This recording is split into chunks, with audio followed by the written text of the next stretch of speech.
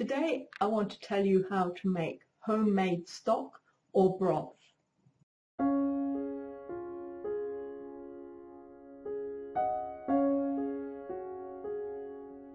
It's so difficult to find broth in the supermarket that doesn't have onions and garlic. You can go to Amazon and buy the Massel stock. Not all of them are without onions and garlic, so do check through them. I know they've got a chicken one that I have used before, but my supermarket has stopped stocking it. So now I have to make my own. The way I do this is either I take a chicken carcass, so we picked off the cooked meat, and then what's left, I use that.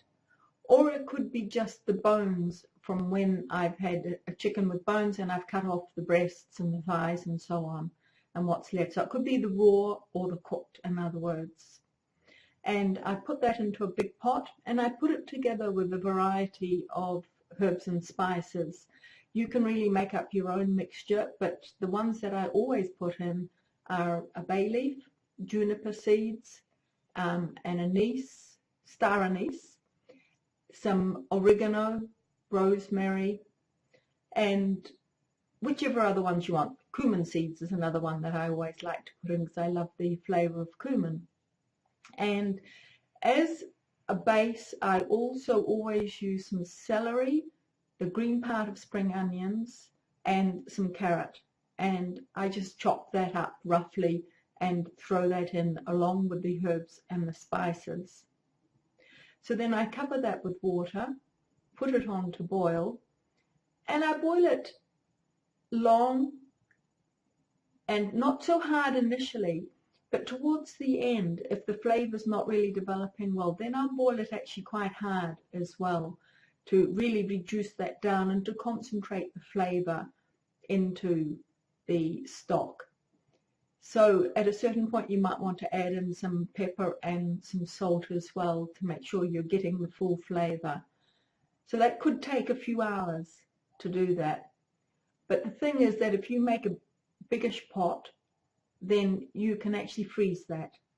You can freeze it in either ice cubes or just into little plastic baggies, and then it's ready for you whenever you need it. You can just throw it straight in to make a soup or a stew or whatever you want.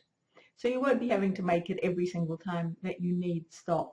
But it's a wonderful base, obviously, for many dishes, but in particular for risotto, since it's something I make quite often, and I don't want to have to just use water for that. I need to imbibe it with some really good flavour, and my stock works for that.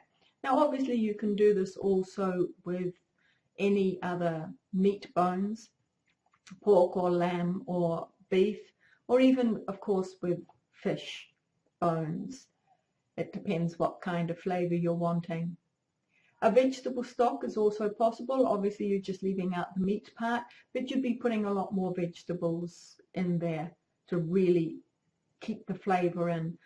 Once you've finished, put it all through a sieve to make sure there's no little bits of bone or any of the juniper seeds or the star anise left in it, and kind of squeeze it through to get out the rest of that flavour.